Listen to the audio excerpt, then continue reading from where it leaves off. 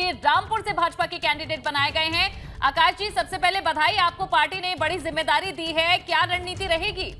धन्यवाद। बस ये चुनाव हम रामपुर में विकास के मुद्दे पर लड़ने जा रहे हैं और सबका साथ, सबका विकास, सबका प्रयास के मुद्दे पर हम इस चुनाव को आगे बढ़ाएंगे और ईश्वर ने जहाँ इस चुनाव को भारतीय जनता पार्टी ऐतिहासिक मतों से जीतने जा रही है। आकाश जी, आपने आजम खान के खिलाफ लंबी लड़ाई लड़ी है, क्या ये चुनाव भी आजम खान के खिलाफ है या फिर रामपुर की जनता के लिए है?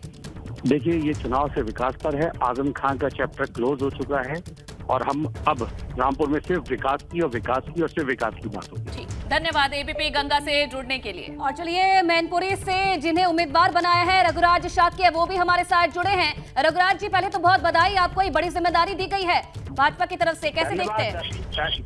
बहुत अच्छा, पार्टी ने मुझे जिम्मेदारी दी है, उसे मुझे समझा उस लायक। मैं पार्टी को, सभी पार्टी के लोगों को, बड़े नेताओं को, माननीय मोदी जी को, हमारे प्रदेश के मुख्यमंत्री जी को, अध्यक्ष जी को बहुत बधाई देना चाहता हूं। मैनपुरी जैसे कि सपा का गढ़ माना जाता है, बड़े समय तक मुलायम सिंह यादव ने यहाँ पर राज किया, अब कैसी क्या कुछ चुनौती रहेगी आपके सामने, कैसे लड़ेंगे इस चुनाव को?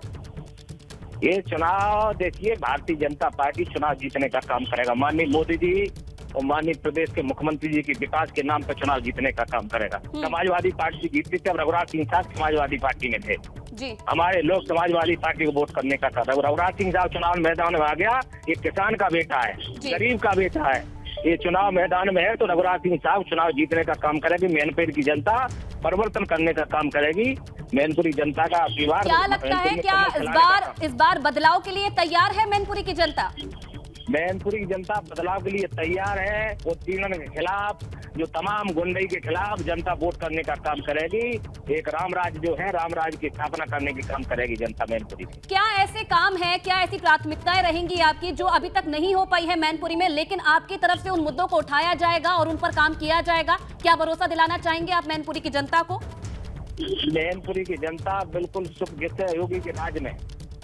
जी हेलो जी। योगी के राज्य में जिस तरह गुंडई खत्म है, हाँ। माताएं बिल्कुल बेखौफ घूमने का काम कर रही है।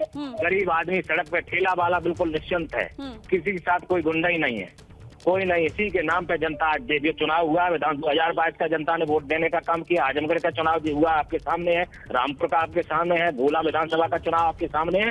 इसी तरह मैनपुरी की लोकसभा की जनता भारतीय जनता पार्टी को लेकिन कल जब डिम्पल यादव ने नामांकन किया तो अखिलेश यादव तो साफ तौर पर कह चुके हैं कि इतने सालों से जो भरोसा जताती आई है जनता, वो इस बार भी कायम रहेगा, जनता का भरोसा। देखिए, वो अपनी बात कहने का काम कर रहे हैं। हाँ। मैं कह रहा हूँ भारतीय जनता पार्टी चुनाव जीतने का काम करेगी। यहाँ किसान का बेटा, मजदूर, जो गांव का रहने वाला, उसको जो बड़े लोग कभी नहीं शकल दिखाने का काम करते हैं जी। राजा महाराजाओं का यहाँ राज खत्म होगा। ये किसान का बेटा चुनाव जीतेगा मैनपुरी की लोकसभा में, ठीक है, ये चुनाव जीतने का काम करेगा। चलिए, बहुत बहुत धन्यवाद रघुराज शाक्य जी एबीपी गंगा से बातचीत करने के लिए। तो रघुराज शाक्य को आप सुन रहे थे मैनपुरी से, जिन्हें उम्मीदवार बनाया है भाजपा की तरफ से। उनका कहना है कि किसानों के जो मुद्दे हैं, जो गुंडा राज रहा है इतने सालों तक, उन मुद्दों को उठाएंगे और इस बार भाजपा ही मैनपुरी में कमल खिलाएगी। बड़ी जीत का दावा रघुराज शाक्य की तरफ से मैनपुरी सीट के लिए किया गया है।